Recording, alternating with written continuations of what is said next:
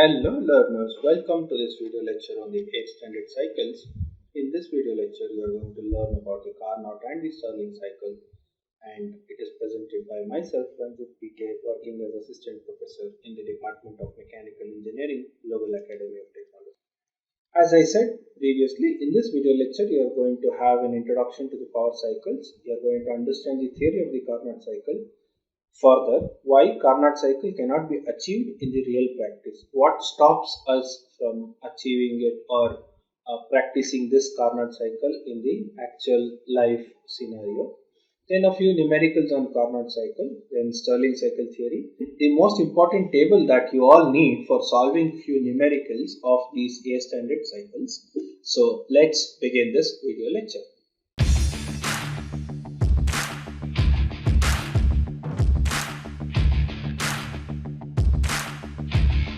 Power cycles find its major application in terms of the aspects of thermodynamics, that is the power generation and the refrigeration. Both of these kind of systems are operated on a power cycle or a refrigeration cycle depending on the application.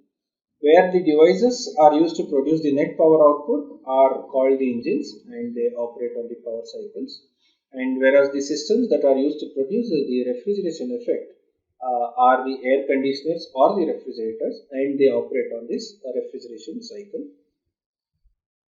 The thermodynamic cycles are very much categorized depending on what is the phase of the working fluid. If it is a gas, it is called as a gas power cycle. If it is a vapor, it is called a vapor power cycle. Before we move on, we'll understand what is a cycle basically. A cycle is nothing but a repeated series of operations that occur in a certain order. When an actual cycle that is in practice is removed of all certain irreversibilities and the complexities, we obtain a cycle that resembles the actual cycle but is made of internally reversible processes, and this cycle is called an ideal cycle. So what is this ideal cycle? It is an ideal cycle or a cycle where the accidental heat losses are prevented and the working substance is assumed to behave like a perfect fluid. So in actual practice, whatever these power cycles are there are being achieved. In order to analyze them, we convert them into the ideal theoretical cycle. This ideal theoretical cycle and the actual cycle differ in terms of the reversibilities and the complexities that occur in nature. So this cycle the theoretical cycle that we obtain is called the ideal cycle, where the heat losses are neglected or prevented. Then working substance is assumed to behave like a perfect fluid. And in order to compare the effects of various cycles that are available, the parameter of calorific value needs to be eliminated. And this is usually achieved by considering air as the working substance. So the efficiency of an engine using air as a working medium is thus known as air standard efficiency and is also sometimes known as ideal efficiency. So what happens in all these power cycles is it is very difficult to analyze them for the working fluid they have. So what we do is we take air as the working substance so that the calorific value, the effect of calorific value of various fuels are eliminated, and whatever the efficiency that we achieve is called the air standard efficiency or the ideal efficiency. There are certain assumptions that we make apart from the ones mentioned before. That is, the gas in the cylinder is a perfect gas. We already know this. It obeys the gas laws and it is assumed to have a constant specific heat, and all the processes in the cycle are internally reversible. So this is the one which was mentioned earlier itself. So for the ideal cycle, all the internal processes or the processes are taken to be internally reversible, and the working medium behaves like a perfect fluid. And the cycle is considered closed with same air remaining in the cylinder and the same air performing the operations. So we take that the cycle is closed with the same amount of air working through the fluid and the process keeps on repeating itself, and there is no loss of the fluid. Next, the compression and expansion processes are adiabatic in nature and they take place without any internal friction. That is, they are isentropic processes. In actual practice, whenever the compression and the expansion occurs inside an engine cylinder, there are some losses. One, the heat loss, and the other is the frictional loss. These are taken to be isentropic in nature. That is, it is an adiabatic process with no internal friction. Further, moving on, the combustion process is replaced by an heat addition process from an external source. So, whatever the combustion process that occurs inside an engine cylinder, here we assume that it is an heat addition process and this heat addition takes place from an external source. Similarly, the exhaust is replaced by a heat rejection process and this heat rejection process restores the working fluid to its original condition. Whereas in actual practice, this is not the case. Once the exhaust is given out or let out into the atmosphere, the fresh charge or the fresh fuel is or the fresh air, depending on the type of the cycle being worked upon, is taken. But here we take that the working fluid is restored to its original conditions. So these are some of the assumptions that we have made, and these assumptions are valid for all the air standard cycles. So wherever you take the working fluid as air, so these assumptions hold its validity. So we look at the first cycle, that is the Carnot cycle. It is the best known reversible cycle and proposed by engineer Sir Carnot. It is basically a theoretical heat engine that is operating on a Carnot cycle, and it is called a Carnot heat engine as well.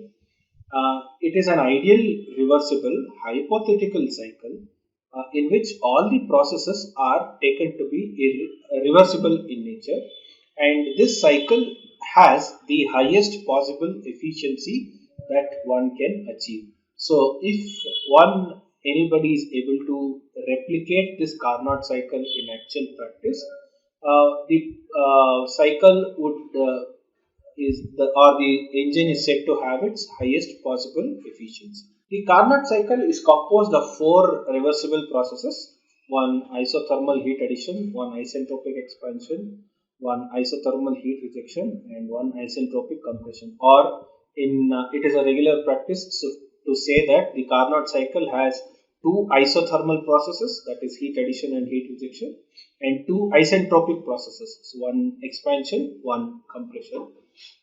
Let us look at the understanding of this Carnot cycle. So what happens initially is there is an isothermal turbine which extracts the work that is obtained, and there is heat supplied in this process 1 to 2. So you have at a constant temperature heat being supplied. Okay. Then this process, working fluid is then taken through an isentropic turbine where the heat work is extracted. So you have W net outwards here shown in process 2 to 3 on both PV and the TS diagram correspondingly. So once this net work is achieved, the working fluid is taken through an isothermal compressor where the heat is rejected. The heat is taken out, and this working fluid is restored to its original condition, and then the process repeats. So you have the TS diagram shown here, process 1 to 2, isothermal heat addition, then 2 to 3, isentropic expansion, then 3 to 4, isothermal heat rejection, and then 4 to 1, isentropic compression, and the corresponding PV diagram as well. So if you look at the TS diagram of a Carnot cycle, you basically have only two temperature limits, that is TH and TL, where TH is the highest possible temperature and TL is the lowest possible temperature. As already mentioned before, it is the most efficient cycle that can be executed between the source temperature TH and the sink temperature TL, and the cycle efficiency, that is the Carnot cycle efficiency, is given by 1 minus TL by TH. Okay, 1 minus TL by TH, and the increase in efficiency of this Carnot cycle can be done either through increasing the source temperature or reducing the sink temperature. the Carnot cycle efficiency can be increased either by increasing the source temperature or reducing the or decreasing the sink temperature. If that is the case, if this cycle has the highest possible efficiency, why it cannot be achieved in real practice? It is very difficult here because a reversible isothermal heat transfer is very difficult to be achieved. If this is to be achieved, we need very large size heat exchangers, and this would eventually take a long time to transfer the heat, whereas in a typical power cycle, the exchange of heat is expected to happen in a fraction of a second. So this becomes a limiting factor. Further, the highest temperature of the cycle is limited by the components of the heat engine that is usually used. So the material should be able to withstand the temperature that the cycle produces. So this is a limiting factor. This depends on the properties of the material. And similarly, the lowest temperature is limited by the cooling medium that is utilized, usually lake or a river, or even for that matter the atmospheric air. We cannot take it to the lowest possible extent because it is again we need to add work to it. So considering all these factors, it is impractical to build an engine that operates on a Carnot cycle. So this is very important. We need to understand why it cannot be achieved in real practice. Then if we focus on the numericals, we use only two formulas here. Both include efficiency. The first one is 1 minus TL by TH, where the TH is the source temperature in Kelvin and TL is the sink temperature in Kelvin. It should be noted that both should be in Kelvin only. Further, the efficiency is also expressed by W by Qin, that is net work done divided by heat supplied. So let us put our focus on the numericals by using these two equations. The first numerical, cyclic heat engine operates between a temperature of 800 degrees Celsius and a sink temperature of 30 degrees Celsius. What is the least rate of heat rejection per kilowatt net output of the engine? So here we have a cyclic heat engine operating between a temperature limits of 800 degrees Celsius and 30 degrees Celsius. We need to find or evaluate what is the least amount of heat that is rejected if there is 1 kilowatt of output, net work output of the engine. So let us look at how to solve this numerical and write the given data. Always first write the given data. TH 800 degrees Celsius converted into Kelvin, so it is 1073 Kelvin, and TL as 30 degrees Celsius, so 303 Kelvin, and net work output of 1 kilowatt. So what we do is we make use of this formula. Thermal efficiency of a Carnot cycle is equal to 1 minus TL by TH. We substituting the corresponding values, we obtain the thermal efficiency as 71.7%. So we also have efficiency as W by Qin, where this is the heat supplied. So we end up finding Qin or the heat supplied because we already know the efficiency and the W. So substituting the corresponding values, we get the heat supplied as 1.394 kilowatt. But here in the numerical, we need to find what is the heat rejected. So Q out is equal to Qin minus W. So we have the heat rejected as 0.394 kilowatt. So the least heat amount of heat rejected is 0.394 kilowatt. Let us look at the second numerical. An inventor claims that a new heat cycle will develop 0.4 kilowatt for a heat addition of 32.5 kilojoules per minute. The temperature of the heat source is 1990 Kelvin and that of the sink is 850 Kelvin. Is his claim possible? So there is a heat cycle which is developing 0.4 kilowatt of work done for the heat supplied. So what is the heat supplied? The heat supplied is 32.5 kilojoules per minute. Also the temperature of the heat source and the sink is given. We need to check whether is his claim possible. Okay, let us look at how to solve this kind of numerical. First, the given data, temperature of the source 1990 Kelvin, temperature of the sink 850 Kelvin, then Q out 32.5 kilojoules per minute when converted into kilojoules per second, that is 32.5 divided by 60 is 0.54 kilowatt.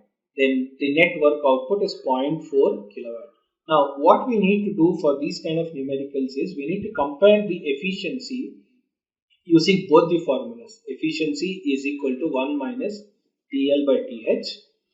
So we substitute the values, we find the efficiency. Also we have efficiencies W by Qn. So we need to check what is this efficiency versus this efficiency. If the engine efficiency is greater than the Carnot cycle efficiency, the claim is not possible. So because the Carnot cycle has the highest possible efficiency. So this efficiency should not be greater than this value. In that case, the claim is not possible. So here the efficiency is greater 0.74 or 74%, whereas the Carnot cycle efficiency is roughly about 57%. So we need to write a comment. Since the efficiency is greater than the Carnot cycle efficiency or the Carnot efficiency, the claim is not possible. So let us look at the next numerical.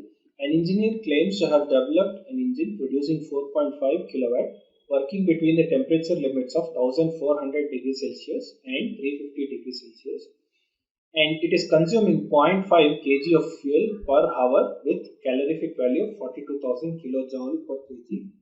Comment on the engineer's claim. So here again there is a net work that is produced 4.5 kilowatt and operating between the temperature limits of 1400 degrees Celsius and 350 degrees Celsius, and consuming 0.5 kg of fuel per hour. So 0.5 kg per hour is the fuel consumption with the calorific value of the fuel being 42,000 kilojoules per kg. So let us see how to solve this. As usual, we write the given data, temperature of the source 1400 degrees Celsius in terms of Kelvin. Similarly, the sink temperature 350 degrees Celsius in terms of Kelvin. Then fuel consumed, let me call it M, 0.5 kg per hour. Then calorific value CV 42,000 kilojoules per kg. Then work is 4.5 kilowatt. Procedure is still the same. The only change being how to find or evaluate Q. So first we have Carnot cycle efficiency is equal to 1 minus TL by TH. We substitute, we find the value of the Carnot cycle efficiency. We need to check this efficiency versus the engineer's claimed efficiency. If the engine or the the system developed by the engineer has efficiency greater than the Carnot cycle, the claim is not possible. So in order to find that, we need to find Q in, that is nothing but M into CV, 0.5 kg per hour into 42,000, that is 21,000 kilojoules per hour. This is converted to kilojoules per second. So 21,000 by 60 into 60, it is 5.84 kilowatt. So efficiency is W by Qn. After substituting the corresponding values, we get efficiency of 0.77. So here again the efficiency is greater than the Carnot cycle efficiency, hence the claim is not possible. If you like the content what you have got so far, please consider subscribing to my channel and hit the bell icon to get all the notifications for the further videos. Next is the Stirling cycle. In the Stirling cycle, the Carnot cycle's compression and expansion processes are replaced by constant volume regeneration processes. So when we compare the Carnot cycle and the Stirling cycle, for the Stirling cycle, the Carnot cycle's compression and the expansion process is replaced by the constant volume regeneration process. So what happens in this regeneration process? The heat is transferred to a thermal storage device, usually known as a regenerator, during one part of the process, and this heat is transferred back to the working fluid in another part of the cycle. So there is a regenerator which is acting as a thermal storage device which stores heat and then transfers this heat to the working fluid in the another cycle. This regenerator could be in the form of a simple small wire or a ceramic mesh or any kind of porous material which has high thermal mass. So the thermal conductivity is very high, and the regenerator is assumed to have a reversible heat transfer device. So it is basically a reversible heat transfer system which is storing the heat and giving out the heat. So if you look at the Stirling cycle, the TVS diagram is very close to that of the Carnot cycle, except the change in process 2 to 3 and 4 to 1. In the Carnot cycle, the process 2 to 3 and 4 to 1 were constant volume cycles. Here it is regeneration cycles. It is a constant volume, although it is still a constant volume, it is a regeneration process and the corresponding PV diagram. Now, in order to understand this, we need to understand the working of the Stirling cycle better. It usually includes two pistons in a cylinder with regenerator in the middle. The left chamber initially takes the entire working fluid, which is the gas, at high pressure and high temperature. So this is one of the arrangement of the piston cylinder in a Stirling cycle. So let us look at the working. We will take process 1 to 2. Here it is an isothermal heat transfer process where the heat transfer from the external source, that is TH, occurs from the external source to the gas. So the dotted lines in the red represent the working fluid. So the heat transfer from the external source takes place to the working fluid here. So you have two piston cylinder arrangement. This is the piston of the cylinder 1 and cylinder 2. You have the highest temperature source temperature and the lowest temperature, that is the sink temperature. This is the regenerator. So as the gas expands isothermally, so once this heat transfer takes place, the gas expands isothermally.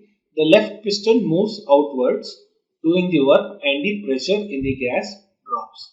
So in the next process, what happens is, this is an isochoric heat transfer.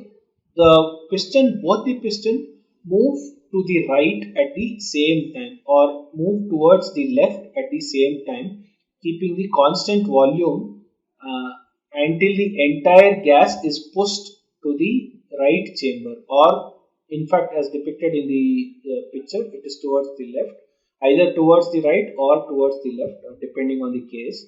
So what happens is the entire volume of the gas shifts from one piston to the another piston. So the heat is transferred to the regenerator. So what happens is, if you take from here to here, the entire volume gets transferred and volume of the working fluid gets transferred to the second piston, but the heat is transferred to the regenerator. So in the next process, that is the isothermal compression, the right piston is moved towards the left, compressing the gas.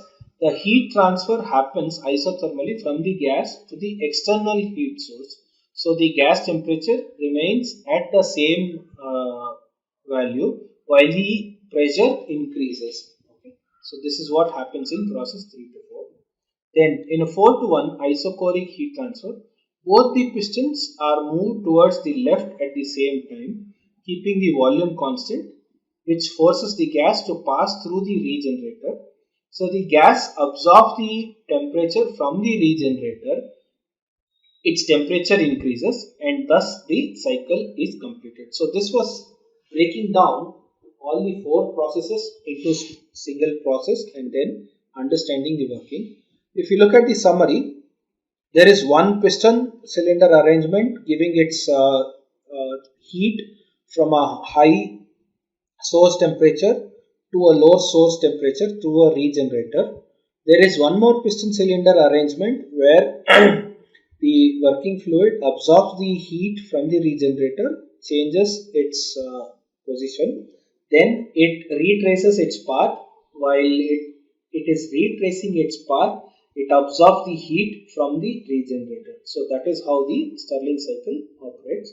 Now, the most important table which you need to solve for the numericals is this table, where it is The various processes are listed along with its governing equations, then the heat interaction equation, then the displacement work, and the PV diagram equation. The PV diagram is left blank. It is taken as an self-assessment where you can fill this PV diagram for each of these processes individually. So you have isobaric and its set of equation. You have isochoric process and its set of equation. Isothermal and its set of equation. And similarly, the most used process equation, that is the adiabatic process, along with its set. So we are going to use these processes extensively for understanding all these A standard cycles, isobaric, isochoric, isothermal, because by now we have represented Carnot cycle and the Stirling cycle in terms of isothermal process and isochoric or isobaric processes. Okay. So the moment you hear the word it is an isothermal process or isochoric process, this table should be reminded of, and you should be in a position to recall the governing equation, the heat interaction equation, and the displacement work. Thank you for your patient hearing. Please consider subscribing to the channel to get the further updates.